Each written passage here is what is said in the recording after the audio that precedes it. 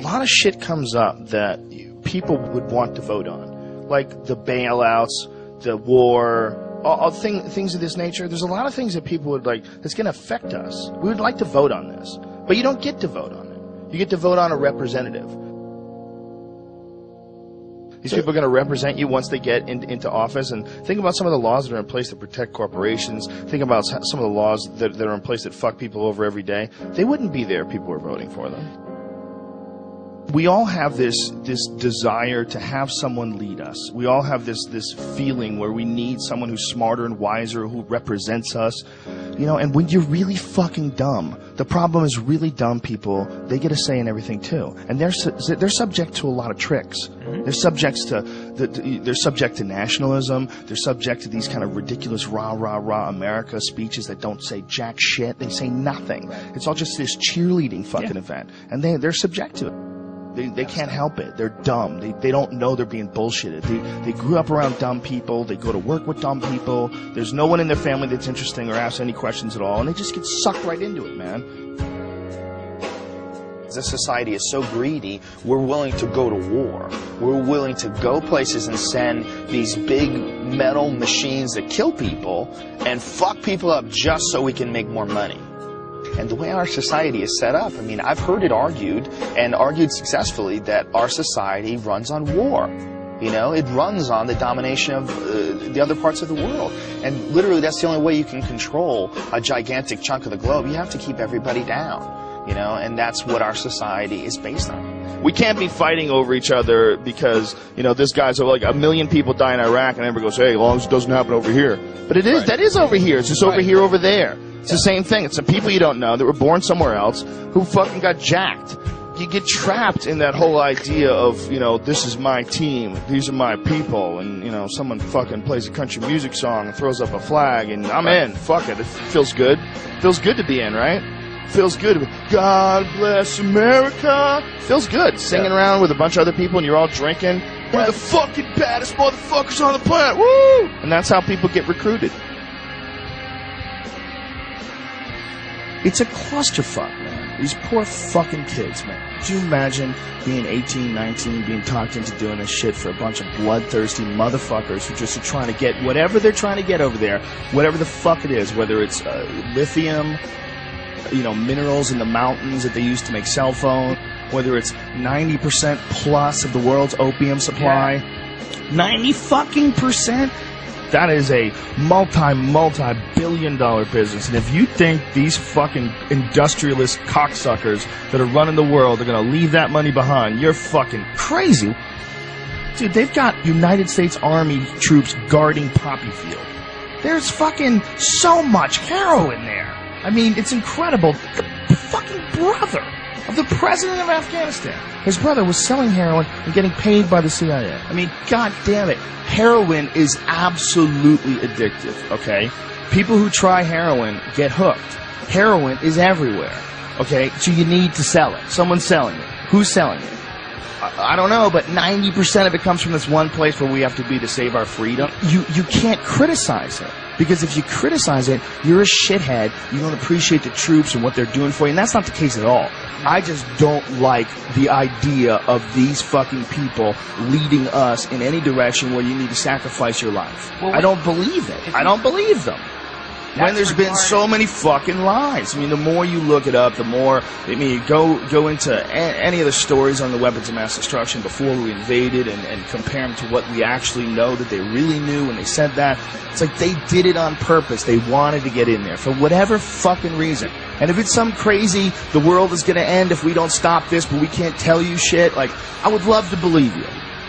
I would love to believe that the reason why you're not telling us exactly what the fuck is going on is because you're really protecting us from some insanely evil thing that if we knew about it, society would collapse. But our strong, brave, powerful leaders are going to guide us without our knowledge. I would love to believe you. If you weren't all full of shit. We're going to have to step back and look at it all in a different way. And I don't think you're going to get that from just voting for president and dealing with all this nonsense that we have right now with the two-party system. We're spinning our wheels. We're not getting any traction. This is all nonsense. It's the same nonsense with Obama that we dealt with Bush. Special interest groups controlling what people say and do and what direction the country goes in and save us from the bad guys. Just shut the fuck up, man. It's the same nonsense. Operation Northwoods was something that was plotted out during the 1960s, signed by the Joint Chiefs of Staff, where they were going to fake terrorist attacks on American civilians and blame it on the Cubans so we could go to war with Cuba.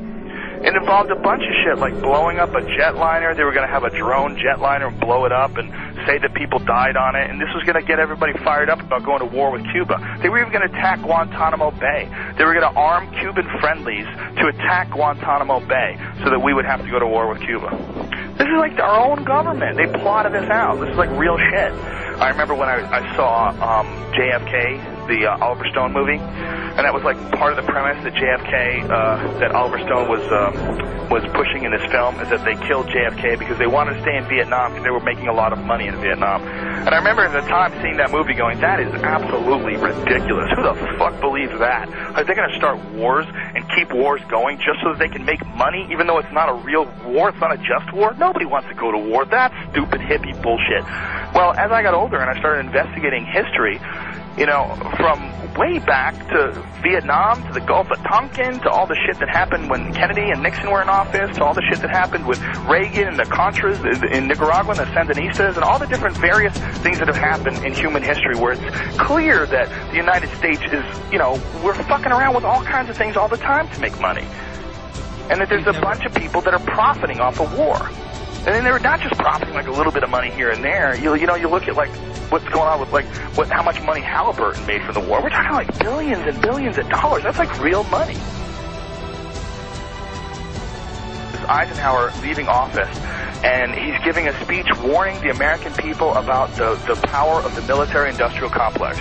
You know, when you watch that, you're like, whoa, here is a sitting president who's leaving office, but the most important thing that he wants to tell people is that you have to be careful because there's a machine here that wants to go to war. There's a business behind going to other countries and fucking people up and taking their shit, and they come up with reasons to do this, and they sacrifice American lives to do this, and they do it for profit. And it sounds absolutely ridiculous. It sounds absolutely outrageous that the greatest country on earth could be involved in something like that from the get-go. But yet, that's what history says. That's how it points. It points in that direction. It points in that direction that it's going in. In the councils of government, we must guard against the acquisition of unwarranted influence, whether sought or unsought, by the military-industrial complex. The potential for the disastrous rise of misplaced power exists and will persist. We must never let the weight of this combination endanger our liberties or democratic processes.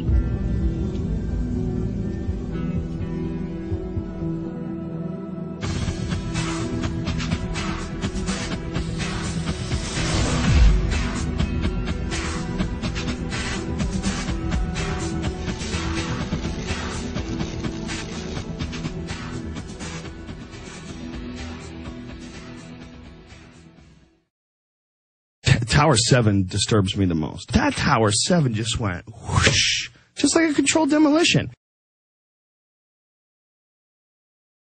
And everybody's like, yeah, but it had holes in the building, and you see the hole in the building. Yes, I see the hole in the building, but wouldn't it fall towards that hole? Why is it falling like that?